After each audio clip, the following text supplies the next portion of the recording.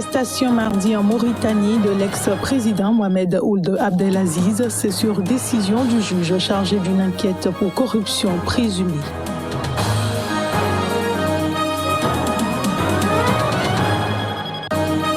Procès de Souleymane Raissouni au Maroc, le journaliste en grève de faim depuis 116 jours, absent à son procès, l'audience a été renvoyée.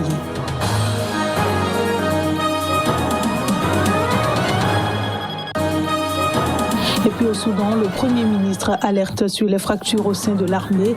Il a appelé à l'unité tous les acteurs politiques et militaires.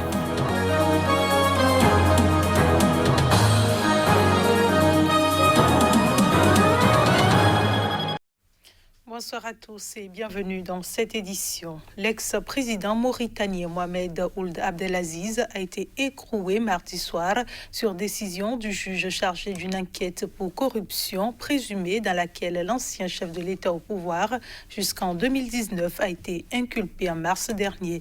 C'est ce qu'ont indiqué le parquet et son parti. Les précisions.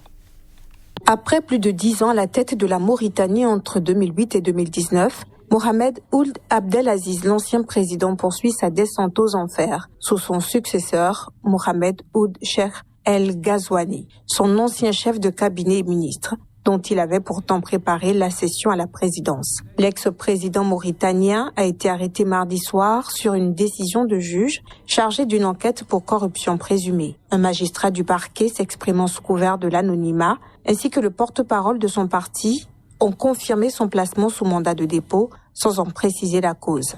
Mais cette mesure intervient quelques jours après le refus de l'ancien dirigeant de continuer à se présenter à la police, comme le lui imposaient les conditions de son placement en résidence surveillée. Ould Abdelaziz avait été inculpé en mars en même temps qu'une dizaine de hautes personnalités pour des faits présumés de corruption, blanchiment d'argent, enrichissement illicite ou encore dilapidation de biens publics commis pendant les années où il dirigeait le pays. Ould Abdelaziz crie au règlement de compte, mais son successeur a constamment invoqué l'indépendance de la justice. La justice mauritanienne a été saisie depuis août 2020 du rapport d'une commission parlementaire qui s'était penchée sur la gestion des revenus pétroliers sous sa présidence, sur la vente de domaines de l'État, les conditions de liquidation d'une société publique assurant l'approvisionnement du pays en denrées alimentaires ou encore les activités d'une société chinoise de pêche.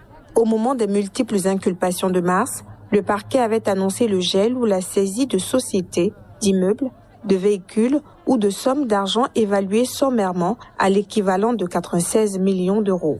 Sur ce total, 67 millions revenaient à l'un des suspects et 21 au gendre de celui-ci, disait le parquet sans citer explicitement l'ex-président. Le procès du journaliste marocain Souleymane Raissouni, en grève de faim depuis 116 jours, a été renvoyé au 29 juin prochain après une brève audience à laquelle il était absent. Son état de santé a fait objet de débat. Souleymane Raissouni n'a pas assisté à son audience car les conditions liées à son état de santé ne sont pas remplies, a déclaré son avocate Souad Brahma à la sortie de l'audience à la cour d'appel de Casablanca. Il était prêt à venir à condition d'être transporté en ambulance et d'avoir un fauteuil roulant, selon ses avocats qui ont demandé une expertise médicale. Son absence a été considérée comme un refus par la cour qui lui a adressé un avertissement. L'administration pénitentiaire a, elle, accusé le journaliste vendredi de chercher à tromper l'opinion publique en observant une pseudo-grève de la faim. Raissouni, rédacteur en chef du journal Akhbar Al-Yaoum, en banqueroute depuis mi-mars, est poursuivi pour agression sexuelle après une plainte déposée par un militant LGBTQ pour des faits qu'il conteste. Pour ses soutiens, il s'agit d'un procès politique. Ce week-end, le journaliste de 49 ans a été hospitalisé à 2 reprises après avoir perdu conscience, selon ses avocats. Il frôle la mort, a affirmé son épouse, Kholoud Mokhtari. Arrêté fin mai 2020, Souleymane Raissouni dit avoir perdu, depuis, plus de 35 kg, dont 18 kg pendant sa grève de la faim lancée pour dénoncer la grande injustice de sa détention préventive. La justice a rejeté toutes ces demandes de remise en liberté malgré une forte mobilisation au Maroc et à l'international. Omar Hadi, un reporter de 34 ans, est également en détention préventive depuis près de 11 mois pour des accusations de viol et d'espionnage qu'il conteste lui aussi. L'audience de la journée, qui se tenait dans le même tribunal, mais dans une autre salle, a été consacrée à des questions de forme avant d'être également renvoyée au 29 juin.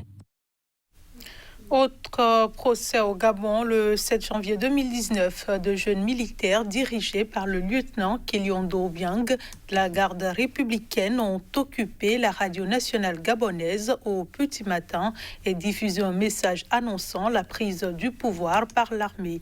Mais la riposte des forces spéciales avait permis de déjouer le coup d'État. Dès la mi-journée, les putschistes arrêtés ont comparu devant une cour spéciale militaire ce lundi. Reportage. Dans le dossier de tentative de coup d'État du 7 janvier 2019 au Gabon, ils sont en tout 10 militaires incarcérés ainsi qu'un civil, un militant de l'opposition, coordonnateur adjoint des jeunes de l'Union nationale. Les putschistes arrêtés ont comparu devant une cour spéciale militaire ce lundi.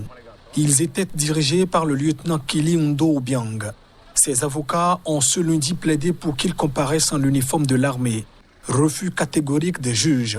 Finalement, le jeune lieutenant est apparu en pantalon de jean et chemise blanche.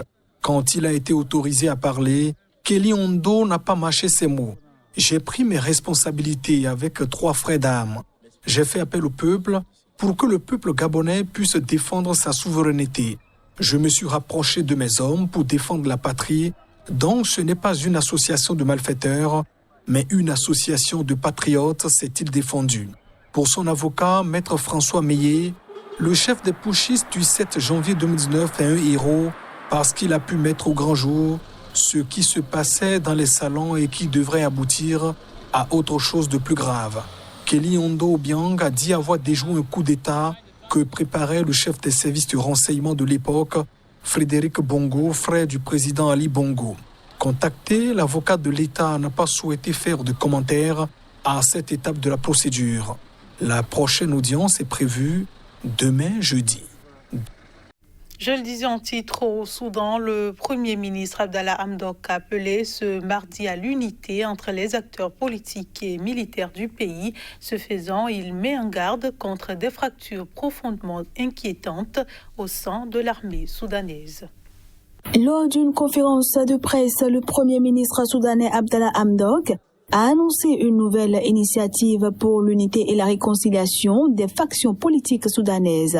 Tous les défis auxquels nous faisons face émanent d'une crise plus profonde, qui est politique avant tout, a-t-il déclaré. Cette initiative consiste notamment à réformer l'institution militaire et assurer l'intégration dans l'armée de groupes paramilitaires, dont la puissante organisation des forces de soutien rapide RSF, a indiqué le Premier ministre. Il a également estimé que la fragmentation de l'armée est profondément inquiétante. Des médias locaux ont récemment rapporté des tensions larvées entre les forces armées soudanaises et les RSF concernant leur intégration dans le corps militaire. Abdallah Hamdok a également souhaité lors de sa conférence de presse créer un conseil législatif de transition. Il espère ainsi éradiquer les vestiges du régime d'Omar el-Béchir au sein de l'État et s'attaquer à la crise économique qui asphyxie son pays. Le Soudan est actuellement dirigé par un gouvernement civilo-militaire né d'un accord en août 2019 après la chute d'Omar el-Béchir, chassé du pouvoir après plusieurs mois de manifestations populaires. Depuis, Khartoum fait face à des défis de taille dont une économie désastreuse, héritée des 30 ans de règne d'Omar el-Béchir, marquée par les conflits armés et les sanctions internationales. La fondation de la star ivoirienne du football Didier Drogba a annoncé ce mardi à Abidjan qu'elle allait aider à la formation d'1 million de jeunes Africains issus de milieux défavorisés. Cette formation vise à réduire la fracture numérique. Un communiqué signé de l'ancien attaquant vedette de Chelsea et Marseille a indiqué qu'un partenariat entre la fondation Drogba a été signé avec une structure spécialisée dans l'identification et la formation de jeunes talents numériques.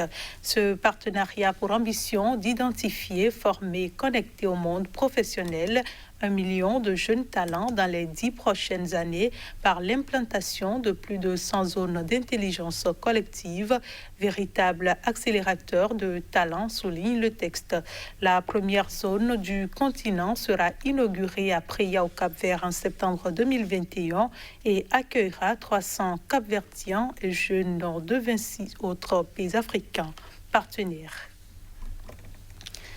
Et puis, des Éthiopiens à Baïdar, capitale de la région de Amara, font part de leur espoir au lendemain des élections législatives et régionales dans le pays. En politique, il s'agit de pratiquer la démocratie et d'accepter le résultat d'un artisan local. On les suit.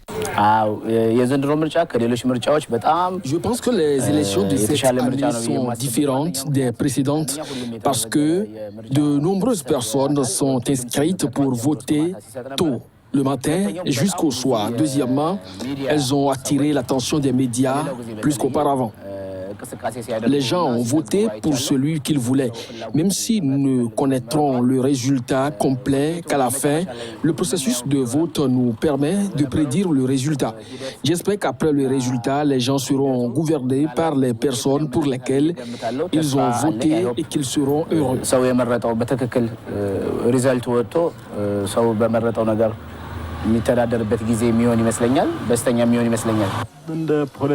En politique, il s'agit de pratiquer la démocratie et d'accepter le résultat. Quel que soit le vainqueur, que ce soit le NAMA, National Movement of Amara, ou le Prosperity Party au pouvoir, nous devons accueillir le résultat comme cela se doit. Et ce sera tout pour cette édition. Merci de votre fidélité et bonne suite de programmes sur Sika TV.